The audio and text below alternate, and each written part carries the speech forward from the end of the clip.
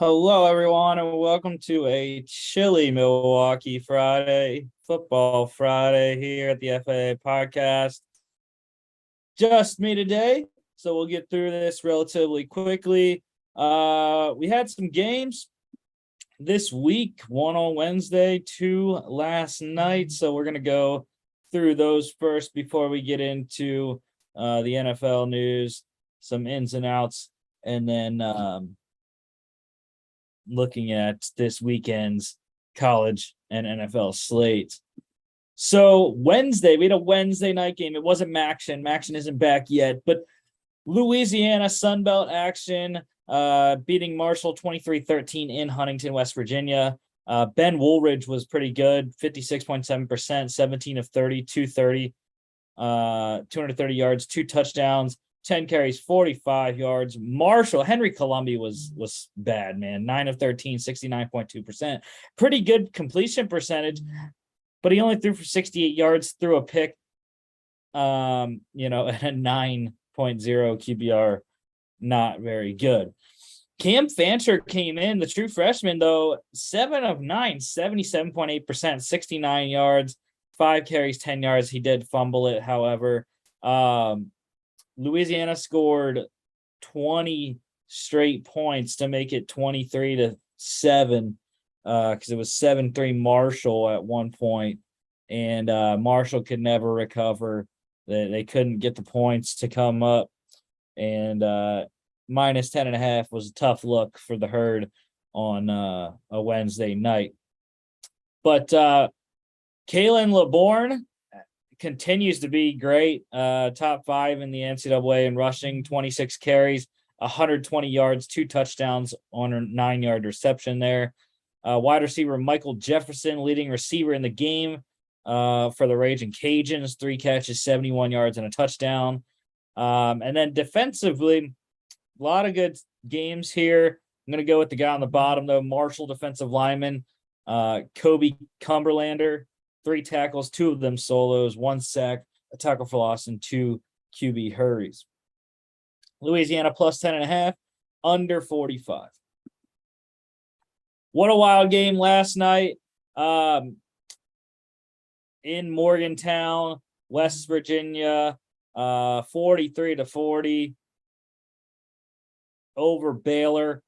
Blake Shapen got injured, I believe, during this game. 63.6% completion, 326, 2 touchdowns, and a fumble. His backup came in, Kyron Drones, 7 of 14, 50%, not very good. 95 yards, a touchdown, and a pick. 2 carries for 24 yards as well. JT Daniels was great. 64.9%, 283 yards, 1 touchdown, and a pick. Led them down the field to kick the game-winning field goal with not much time left for Baylor on the opposite end. Tony Mathis Jr., the running game was going well all night for WVU. 22 carries, 163 yards, 2 touchdowns, and a 9-yard reception. They also had a touchdown by Justin Johnson Jr. as well. And then a couple 100-yard receivers in this game, a 200-yard receiver. Baylor wide receiver Gavin Holmes, 7 receptions, 210 yards, and a touchdown. 30 yards per reception. That's just ridiculous. And then West Virginia wide receiver Caden Prather, 8 receptions, 109 yards, and a touchdown. Tight end Ben Sims for Baylor, 2 catches, 18 yards, and he ran a 1-yard touchdown run in. And then defensively, there wasn't much, but I got to go with West Virginia linebacker Jasir Cox, 4 tackles, 2 solos, a half tackle for loss, pass deflection, and a 65-yard fumble return for a touchdown off of Blake Shapen. Or Quaylen Jones. I'm not sure which one it was. But, yeah, that fumble return for a touchdown crushed my under 27.5 first half bet. So was disappointed in that, but happy that West Virginia came back and won the game because Baylor screwed me over on that first half under. West Virginia plus 3, over 55, easily 83 points in this game. UCF, talk about points, 70-13 over Temple. John Rice Plumlee, 7 total touchdowns for him in this game. ultra efficient, 18 of 22, 81.8% completion, 373 yards, 4 touchdowns through the air. And then on the ground, 7 carries, 37 yards, and 3 more touchdowns. Just crazy stat night for him. His backup even came in. Thomas Castellanos, 6 of 6, 60 yards, 3 carries, 88 yards, and a rushing touchdown there for him. Kurt Warner's son, EJ Warner, struggled, 55.8% completion, 234 yards, and 1 touchdown. Good thing for him. No picks, no turnovers for him. Leading ball carrier in the game, other than Castellanos, UCF running back RJ Harvey, 4 carries, 73 yards. That's pretty good, 18.3 average there. And then receiving wise, 300-yard receivers in this game. UCF wide receivers, Kobe Hudson, 4 receptions, 121 yards, and 2 touchdowns. And Ryan O'Keefe, 7 receptions, 111 yards. He had 2 touchdowns as well. For the Temple Owls, wide receiver Jose Barbin, 7 receptions, 103 yards, and a touchdown. Defensively, I'm going to go with UCF defensive back Damari Henderson, 3 tackles, 2 of them solos, 2 pass deflections, and a QB hurry. UCF minus 23.5 easily, over 46.5. They almost doubled that by themselves. Monday Night Football, Chiefs 30-29 over the Raiders. Patrick Mahomes, the comeback down 17-zip. Got it done in the end, 67.4%, 292 yards, 4 touchdowns, all to Travis Kelce, 4 carries, 28 yards. Derek Carr for the Raiders, 63.3% completion, 241 yards, 2 touchdowns.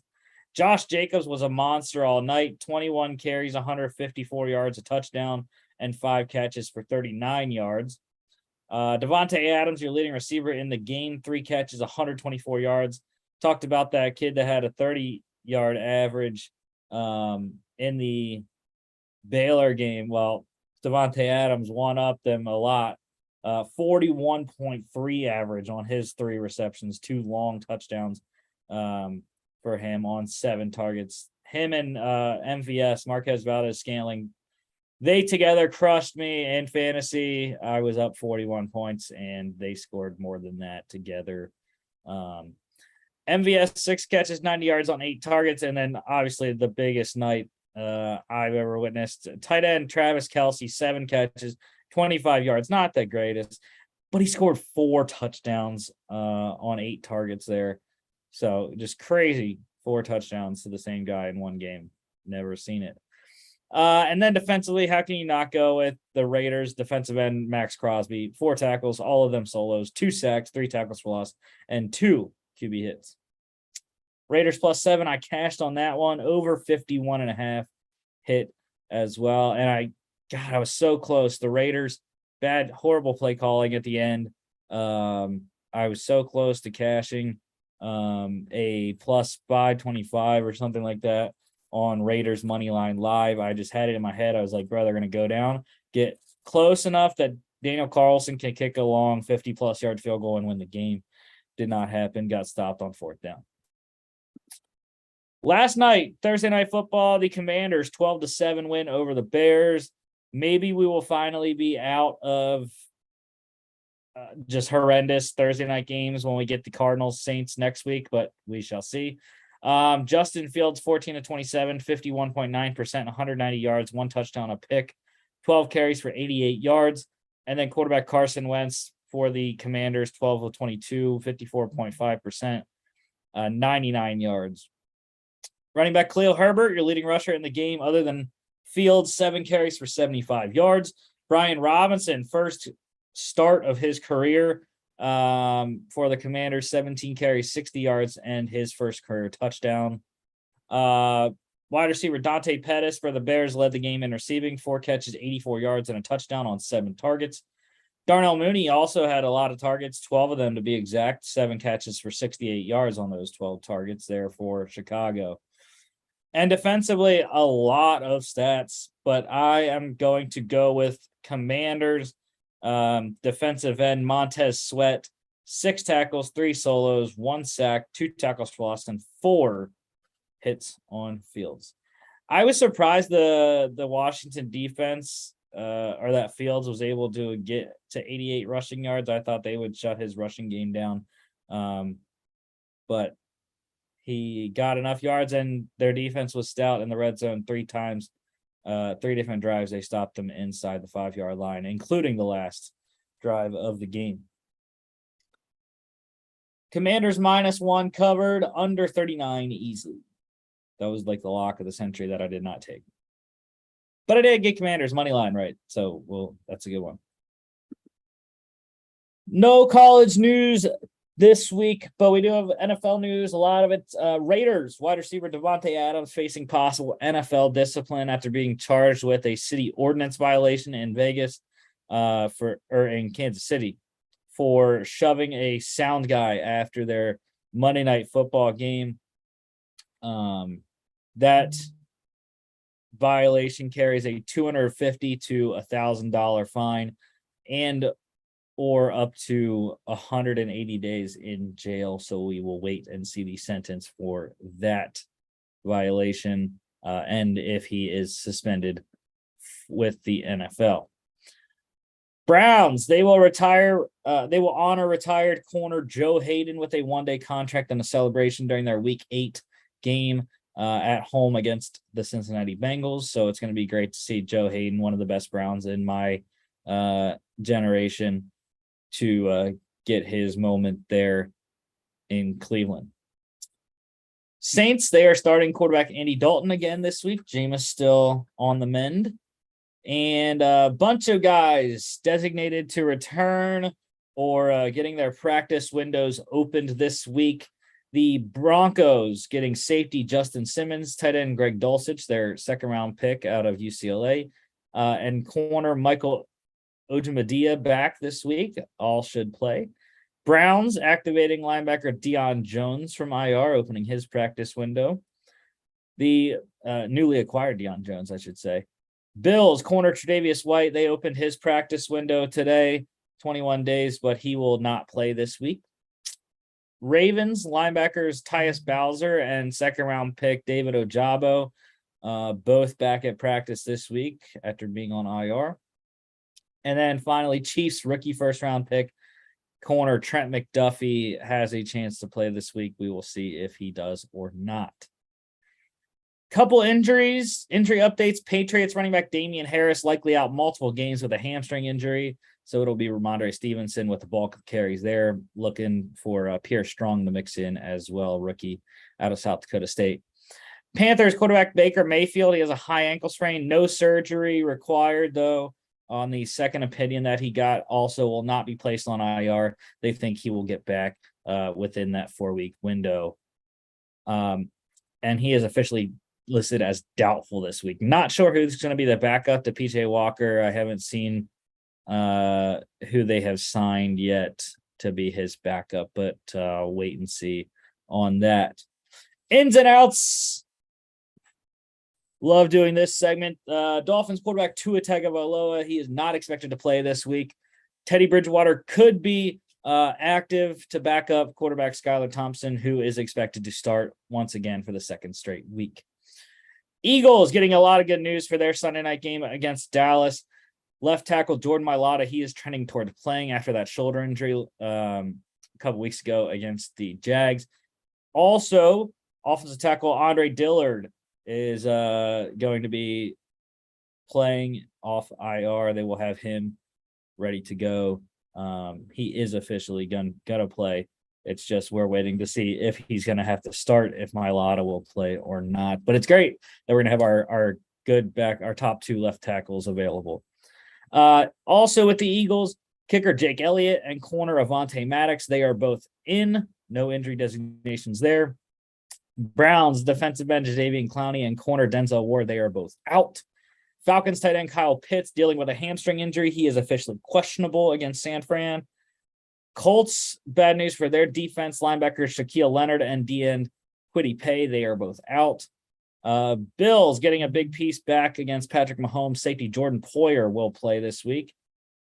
Rams running back Cam Akers, he is out for personal reasons. Sean McVay saying they are working through some stuff with Cam right now. So expect Darrell Henderson Jr. to get the bulk of the carries. Giants, wide receivers Kadarius Toney and Kenny Golladay, also safety Tony Jefferson are all out. Also with the Giants, linebacker Azeez Ojulari, he is doubtful. Cardinals running backs James Conner and Darrell Williams are out, as is kicker Matt Prater and corner Trayvon Mullen. So Eno Benjamin getting the start there in Arizona. In Seattle, I should say, for Arizona. Saints wide receiver Michael Thomas, he is out again this week. Bucks wide receiver Julio Jones is doubtful. And get your money in on the Bucks spread while you can, because it's going to go up, up, up. Steelers, because the Steelers will be without corners Cam Sutton, Ahkello Witherspoon, and Levi Wallace, as they will also be without safety Minkah Fitzpatrick, tight end Pat Freiermuth, and defensive lineman DeMarvin Leal. Not good for the Steelers defense against Mike Evans and Chris Godwin.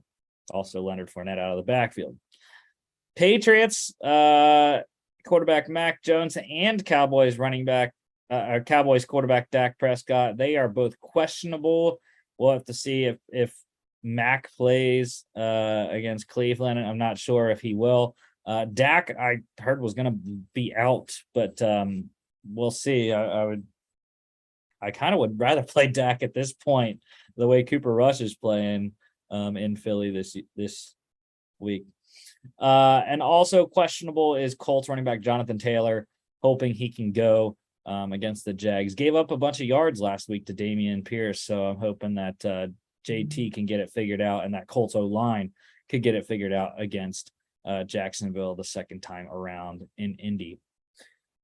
Couple transactions. The 49ers, they released running back Marlon Mack, and the Patriots waived wide receiver Lil Jordan Humphrey.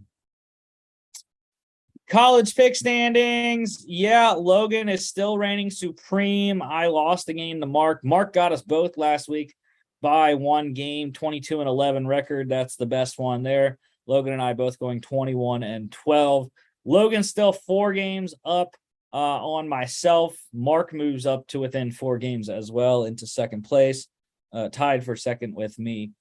Lone Wolves last week, I went 1-1. I got UCLA right against Utah, and I lost Iowa in a 9-6 game against Illinois. And Mark, he went 2-1. He got Mississippi State right over Arkansas, lost ECU against Tulane, and then got NC State right against Florida State.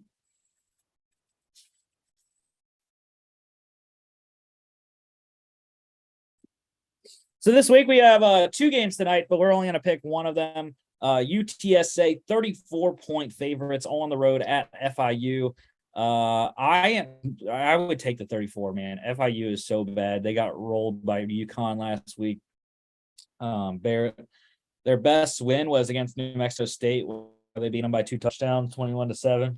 But other than that, they beat Bryant week 1 by 1 point because they went for 2 in overtime. Otherwise, they've gotten just crushed. But like I said, by UConn, 73-0 against Western Kentucky. And they had another loss too that I can't recall right now. But the over-under is set at 62.5. I'm going under that though. I just don't know that UTSA can score that many points, even though, like I said, Western Kentucky scored 73-0 on them. But yeah, for any of those watching or that care about baseball, the Cleveland Guardians just tied the series up in the ALDS 4-2 over the New York Yankees in extra innings.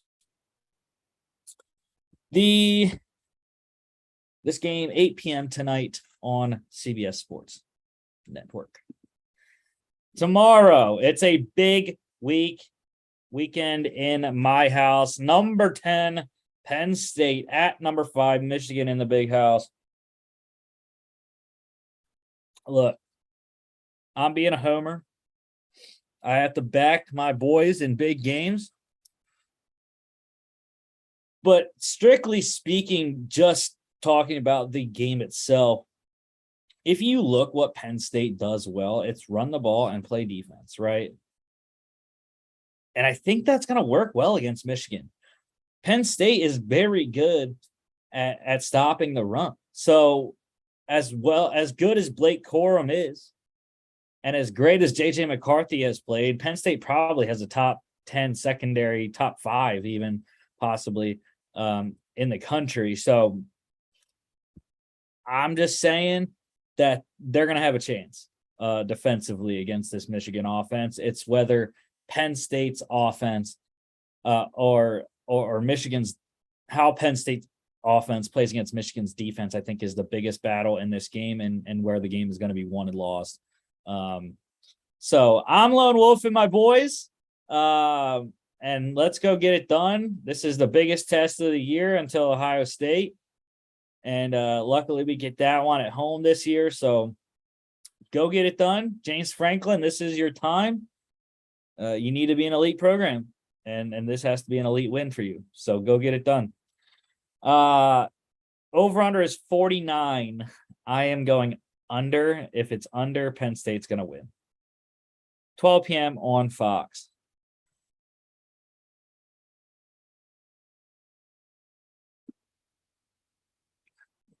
Auburn at number 9, Ole Miss. Yeah, I wish I could pick Auburn, but I just can't. Auburn sucks, man.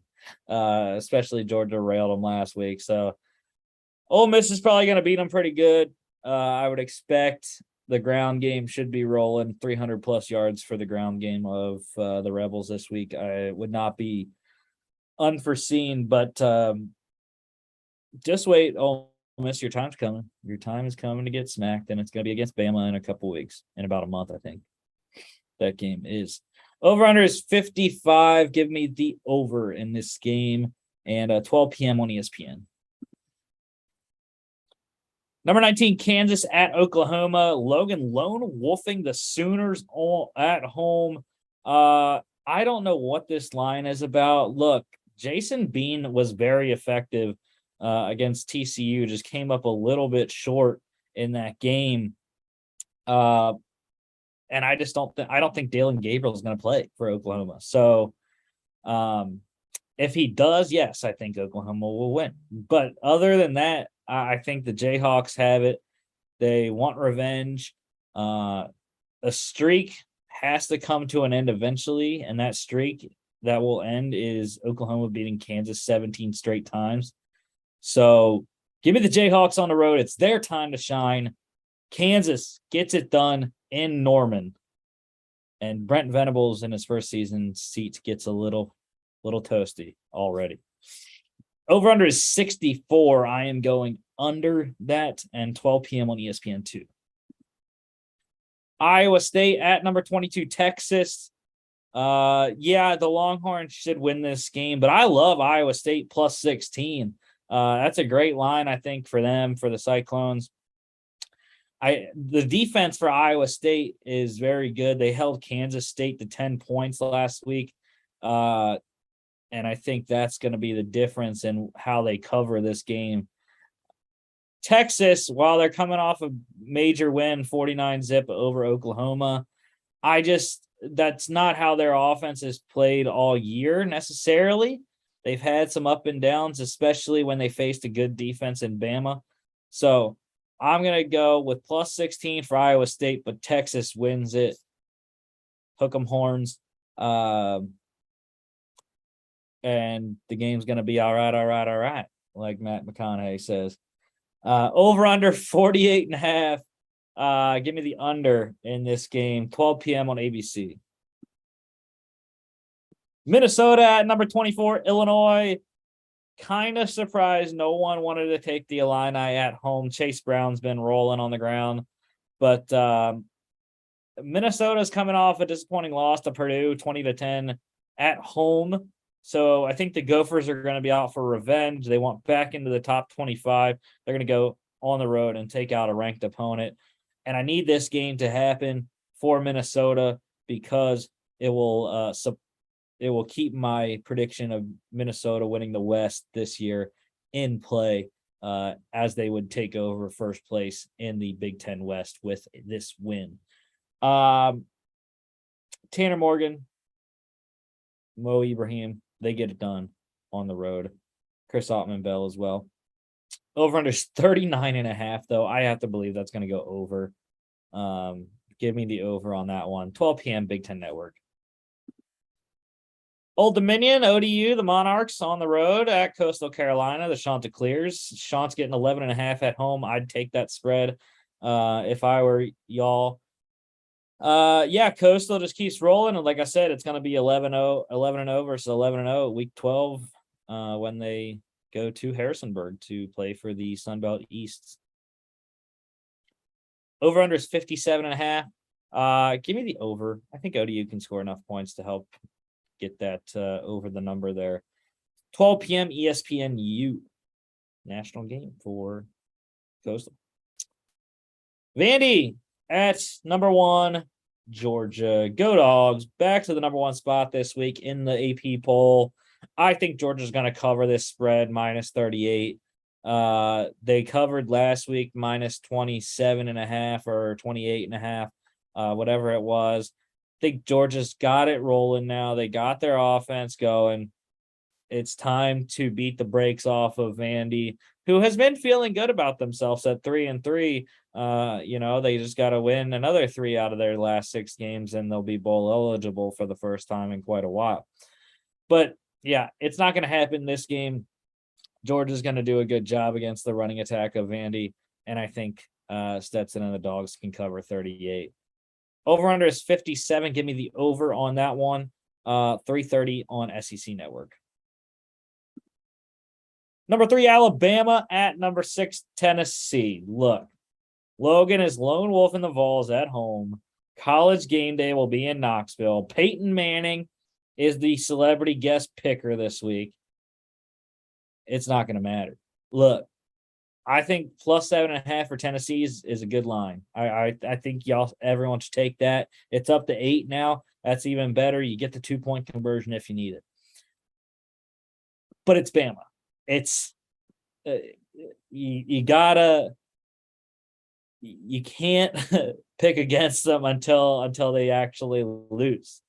So I am going with Saban, whether it's Jalen Milroe or Bryce Young, who I do think is going to play in this game. I don't think it's going to matter.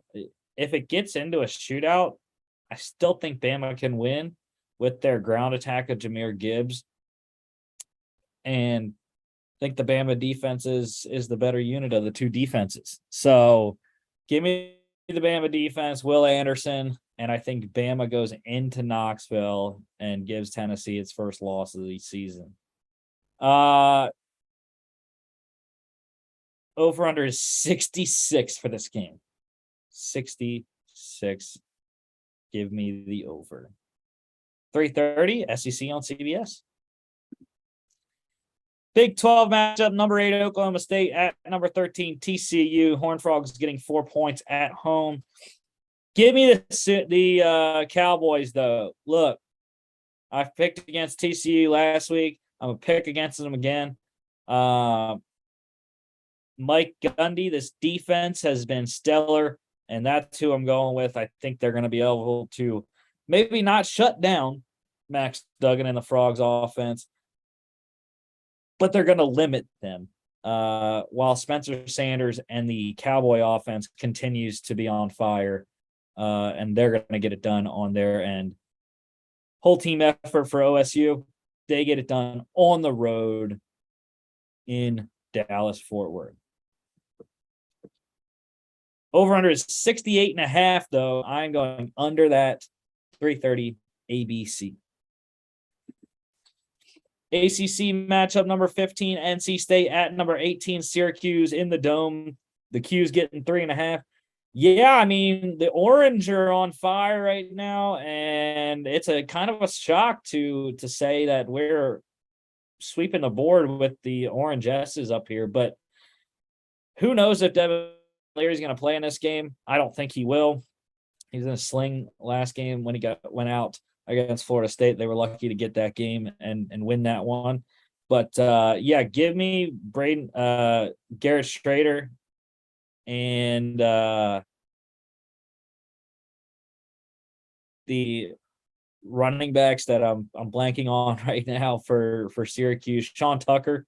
Yeah, give me him and give me that Q's defense at home. They're feisty in the dome. Over-under is 42. Give me the under 42. 3:30 ACC Network. Gardner-Webb at Liberty. The Flames at home. They should take this one handily. We don't have the spread on this one yet, being an FCS versus FBS game. That spread will likely come out tomorrow at some point, as most of the FCS FBS matchup games do. Oh, here it is. Minus 23.5 for Liberty.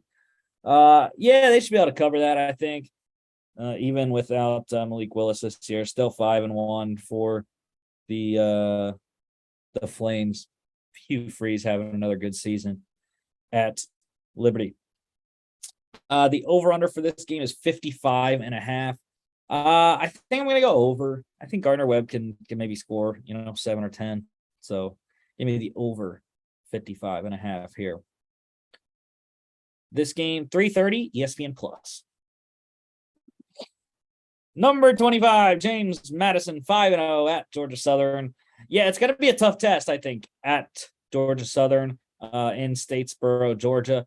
But look, JMU, I'm taking the spread again in this game this weekend. JMU is, I love them, and they're going to go 11-0, 14-0 this year.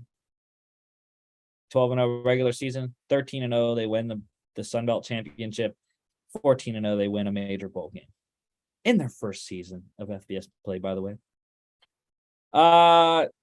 Over-under is 67. I am going under that. 4 p.m. ESPN Plus. Tulane, the Green Wave, 5-1 at USF. Take that 12-point spread now. They should get it done. Look, their offense is okay, but their defense is terrific. I don't think whoever is playing quarterback, whether it's Jerry Bohannon or someone else for the Bulls, I don't think they're going to be able to make enough progress against that defense to cover 12 points at home. So give me Tulane, give me the points, and the Green Wave continue to roll. Over-under is 55. Give me the under on that one. 4 p.m. ESPNU. Big matchup in the swamp. LSU at Florida. Mark lone wolfing the Tigers here on the road. Jaden Daniels, Brian Kelly coming into Florida here. I'm going with the Gators. Anthony Richardson. They've been out of the spotlight for a couple weeks now, kind of getting back on track. They got the running game going again. Defense is playing okay, not stellar, but just enough. So I'm going to go with the Gators. Logan and I are at home in the swamp. Over-under is 50.5. Give me the over on that one. 7 p.m. ESPN. Night game in the swamp, too. UL Monroe, the Warhawks at South Alabama Jags. 17-point favorites are the Jags at home. Yeah, they have been on fire pretty much. Has USA this year. Very good. Another very good Sun Belt team. So, yeah, I like the Jags at home in Mobile. Over-under is 51.5. Give me the under for that one, though, I think. Just under. And this one's 7 p.m. NFL Network for that game. Number 4, Clemson at Florida State. Logan, look at that. Lone Wolf and the unranked Seminoles on the road. He thought they were going to beat. He and I both picked Florida State last week against NC State. Did not get it done for us. Mark, Lone Wolf, the Wolfpack last week, and they got it done for him at home. But I don't know about this one. This is going into Death Valley at home, or going into Death Valley at night. That is a tough look. NC State already found that out. Or no, this is at Florida State. Never mind. But yeah, even so, I think Clemson's too good. DJ has been playing a lot better recently, and I think the Tigers can get it done on the road in Tallahassee. Over under is 51. I'm going to go over that for this game. 7:30 ABC. Number 16, Mississippi State, 4 points favorites in Lexington at number 22, Kentucky. Another lone wolf for Logan, getting the Wildcats at home. I don't think Will Levis is going to play, though. Logan, sorry to say. I am going to go with the other Will Rogers. Mike Leach has his offense humming, and the defense is playing very well also. So give me the Dogs on the road, Bulldogs. Over under 50.5 here. I think I'm going to go over that with how this Mississippi State offense plays. 7:30 SEC Network. Number 7, USC at number 20, Utah. USC 3.5 point underdogs on the road, and Logan again is lone wolfing. The Utes at home. I don't see it. Even if Clark Phillips shuts down Jordan Addison, they have other guys. Mario Williams showed up last week, scored 2 touchdowns, and had 80 plus yards. I think that would have to be the guy that would step up if Addison was shut down by Phillips. So with the amount of receivers they have, I think they'll be fine. And USC continues to get it done, and they get the win on the road at Utah. Over under 65. I am going to go under 65 here. 8 p.m. on Fox. North Carolina at Duke. We're all on the Tar Heels. They showed a lot of moxie last week. Drake May and co. at Miami. So I think they're going to be fine going into Duke and getting the job done. The offense should be very good. Riley Leonard and co. for Duke have been pretty decent as well. But yeah, I think there's going to be a lot of points. Not as many to the over-under, though. 67.5. That's a lot. But actually, I changed my mind. I'm going to go over 67.5. Why not? NC's defense, I don't know. They came up with some stops last week against Miami, but we'll have to see. Give me the over 67.5 here. 8 p.m. ACC Network. Washington State at Oregon State. And Logan is not going with the Beavers for, I think, the first time this year that we've had an Oregon State game. Mark, however, is lone wolf in the Beavs at home. 3.5 point favorites there in Corvallis. I think Logan and I, the reason we're going with the Cougars on the road is Cameron Ward. I mean, they're 4-2. They've had some struggles, but they've had some good wins too. So I think Cameron Ward can get it done, and the Washington State defense needs to step up. They did against Bo Nix a couple times, just not enough times to beat Oregon on the road, which they probably should have in that one. Over under is 51.5 here. I am going to go over on that one. 9 p.m. Pac-12 Network. Air Force at UNLV. Logan Lone Wolf and the Rebels at home in Vegas at Allegiant Stadium. I could see it, but at the same time, no. Brad Roberts, Zeke Daniels, they're going to get it done on the road. Love the 10 points here. I think UNLV is not as good as their 4-2 record indicates, considering they got blown out by San Jose State last week. So the Falcons on the road at the Rebels. Over under is 50. Let's go under that. Over 50. 10:30 on CBS Sportsnet. San Jose State 4-1 at Fresno State. San Jose State crushed UNLV on the last week at home, I believe it was. So give us the Spartans again this week. Jake Haener, I don't think is back for this game. He just started throwing, I think. So I think he'll be back in a week or two, but not for this game. Fresno did some nice stuff against Boise State last week. Not enough to get the win, though. So give me the Spartans, who are rolling right now with Chevin Cordero at quarterback. Over-under is 47. Give me the over on that one. And this one is 10:45 p.m. on FS1. And final college game here, FCS game of the week. I mean, I have to watch this one this week. I mean, this is as good as it gets, y'all. Number 2, South Dakota State at number 1, North Dakota State. It's in the Fargo Dome.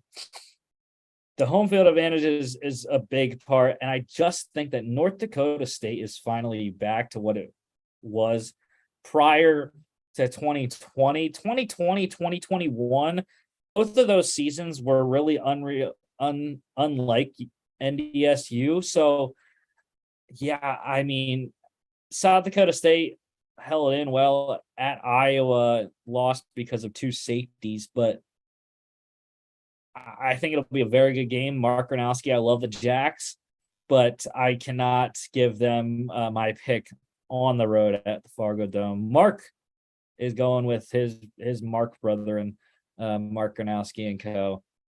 He is going South Dakota State lone wolfing here. Logan and I on the Bison. 3:30 ESPN Plus for that game. And I don't think we have. Yeah, we don't have spreads for that game yet. We should, though, on the recap on Monday. NFL pick standings. Mark gets us again. He got me by 2 and Logan by 1. Moves to within 1 game of the lead on Logan. I fall back to 5 games back off of Logan. 4 now back from Mark. So I need to pick it up this week. I got some lone wolves locked and loaded. So a part of this record, though, I went 1-2 on lone wolves. Got the Lions wrong in a 29-0 shutout at New England. Got the Saints right. They won 39-32 over the Seahawks. And I lost the Bengals, losing 17-19 in Baltimore. Mark, however, he got his one lone wolf right. He picked the Texans on the road at Jacksonville 13-7 or 6.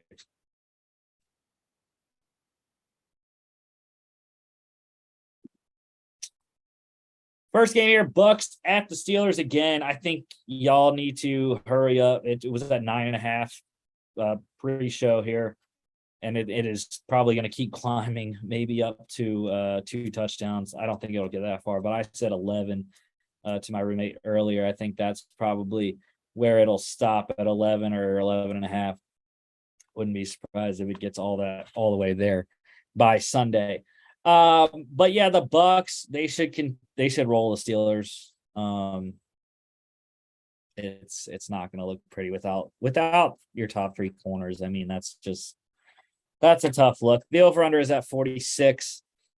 Give me the under. However, there's just not going to be enough points, I don't think, out of the Pittsburgh offense to go over 46.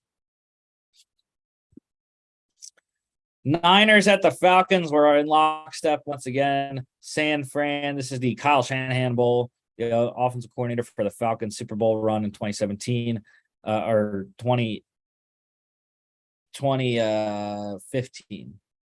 Yeah, 2015. 2016. Yeah, 2016. So yeah, but I think the Niners offensively with Jeff Wilson Jr. running the ball, Debo getting a couple carries. George Kittle has to get back to his old self here, and I think he will finally against a pretty suspect Falcons secondary outside of AJ Terrell. The Falcons, however, could cover. I mean, they're the only team to cover in every game this year, 5-0 against the spread.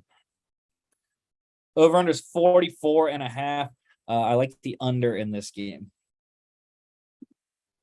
Patriots at the Browns. This one's tricky. We don't know if Mac Jones is going to play or not for the Patriots, but I love my boy Bailey Zappi. I'm picking the Patriots because of that.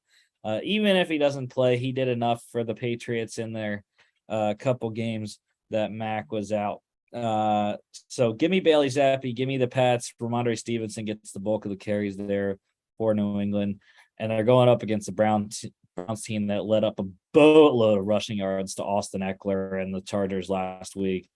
And I like the Patriots defense against Nick Chubb and the offense of Cleveland as well. Mark is lone wolf in Cleveland. Wouldn't surprise me if they won at home because it is a close matchup. So Mark going with the Browns. Over under here is 43. Give me the over, actually. I think that's an intriguing over under, and I like the over 43. Jets at the Packers. We're all on Green Bay. I was hesitant. I like the Jets plus 7.5 because they're more decent than people think. And Green Bay hasn't been able to find the passing game so far. So maybe we'll see like 60 runs in this game between the two teams. But I wouldn't be surprised if that happened, considering both rushing offenses. But yeah, the defense as well for Green Bay hasn't been up to par. So I like the Jets spread, but give me Packers money line. Aaron Rodgers is going to get the game, the win done. Over under is 45.5. I have to believe that's going to go under. AFC South rematch, Jags at the Colts. Mark is lone wolfing Indy at home. Jonathan Taylor questionable. Not sure if he's going to play or not. I hope he does for my fantasy team's sake, and the fact that the Jags gave up a lot of rushing yards last week to Dameon Pierce. But on the other hand, Jacksonville sweeping the Colts would go a long way to them winning the division this year. And I just think without Shaq Leonard and Kwity Paye on defense, regardless of having still DeForest Buckner on the D-line, think that's going to be too much. I like the James Robinson, Travis Etienne combo to have a good day against the Colts defensive front seven. Over under here is 42. Give me the under. Vikings at the Dolphins. We're all on Minnesota here. I love this game for the Vikings. 3 points. I was shocked when I saw that line. It's pretty low in my mind. But yeah, the Dolphins, Skylar Thompson, second career start here. Yeah, I don't think it's going to be any much better than his last one. So against the Jets. So yeah, give me the Vikings on the road in Miami. Over under is 45 here, and I like the over on that game. Bengals at the Saints, second week in a row, man. I'm lone wolf in New Orleans at home. That's one big factor, is that it is in the Superdome. Another factor is the Bengals lost when I lone wolfed them last week on Sunday Night Football. So yeah, I just think Andy Dalton, the Saints defense is really lights out, even though they gave 32. But the last week, the Seahawks offense is very good right now. It's weird to say that, but it is. And then, look at Cincinnati. They have struggled throwing the ball, really, which is weird. And they're going up against a good secondary and Marshawn Lattimore, Paulson Adebo, and co. So yeah, give me the Saints at home. I just think that's going to be too much to overcome in an underdog situation. Over-under is 43. I'm going to go with under in that game. Ravens at the Giants. We're all on Baltimore. Yeah, they got the win last week against Cincy, and I just think they're going to get it done against the Giants. The Giants, again, don't have their top receivers with Galladay and Tony being out again. Azeez Ojulari probably not going to play again on defense this week.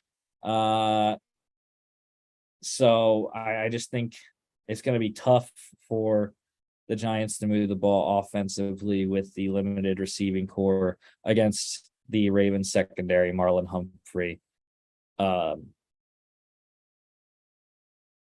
co. There.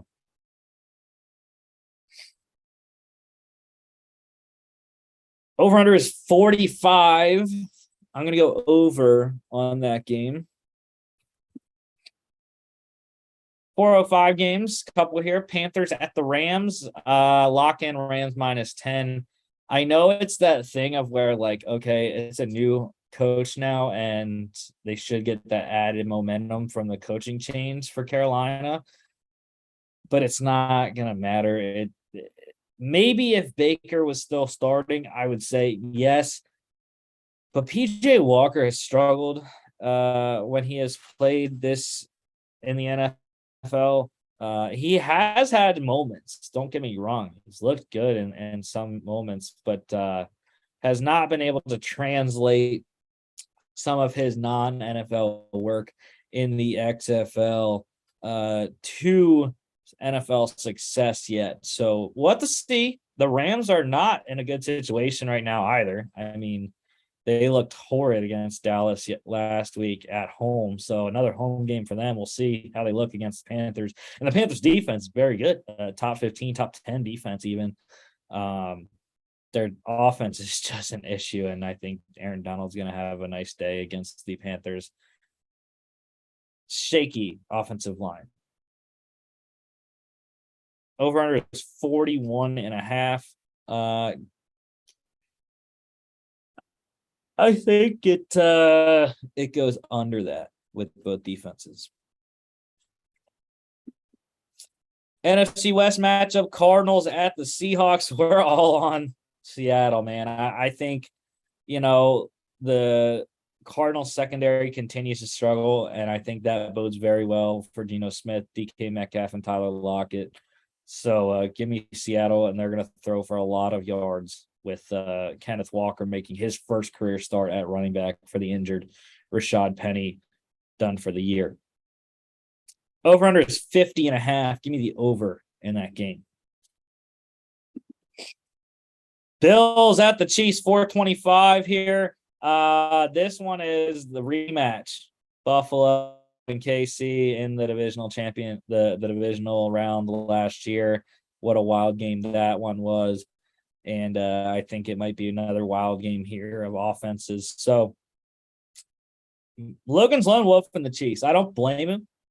It's Patrick Mahomes at home. It's tough to bet against, but Josh Allen, they run the best offense in the league, man. And it's KC is not a great defense like some of the other ones in the league.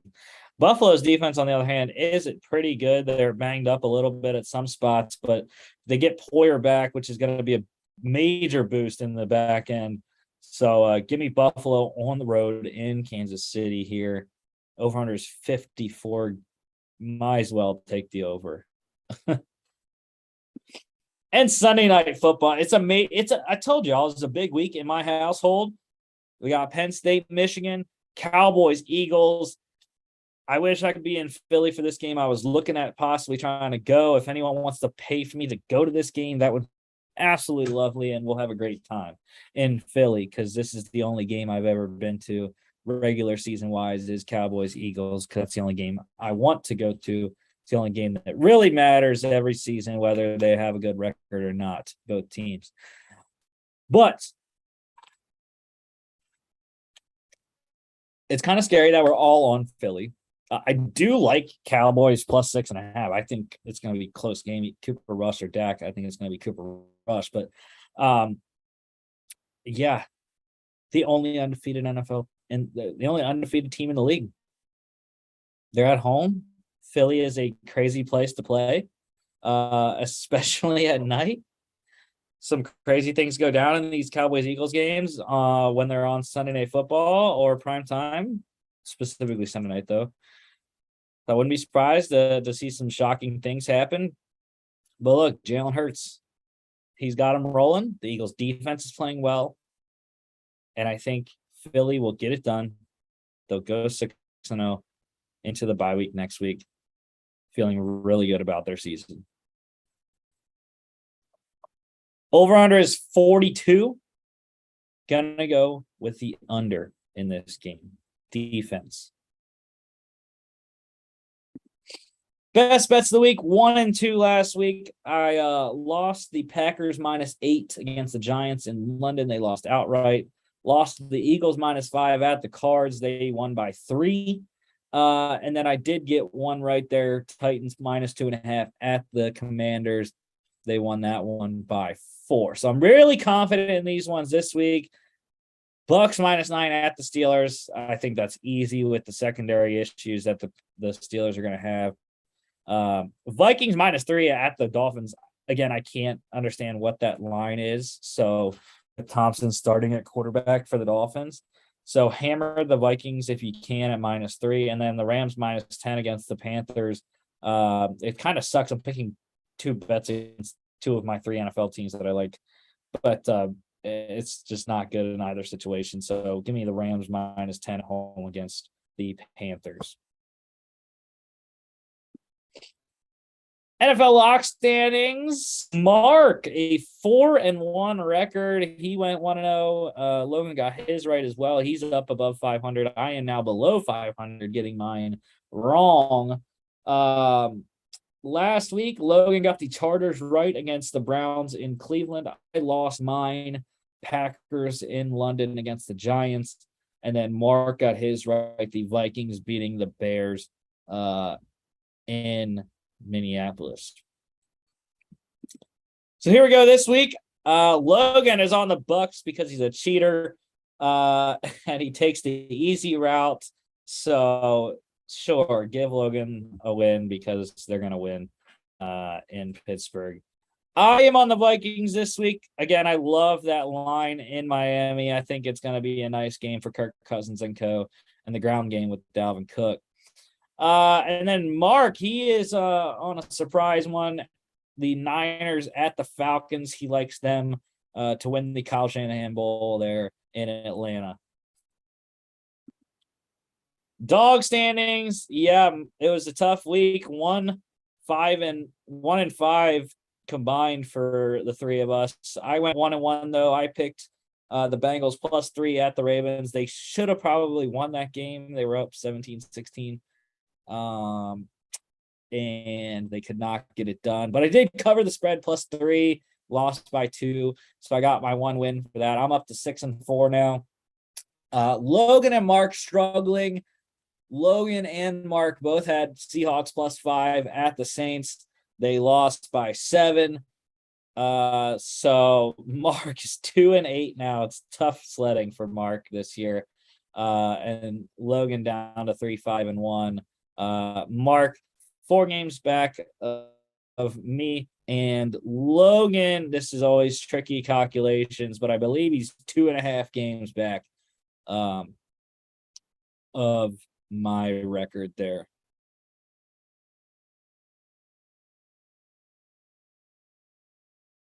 Or no, Logan is 3-7-1.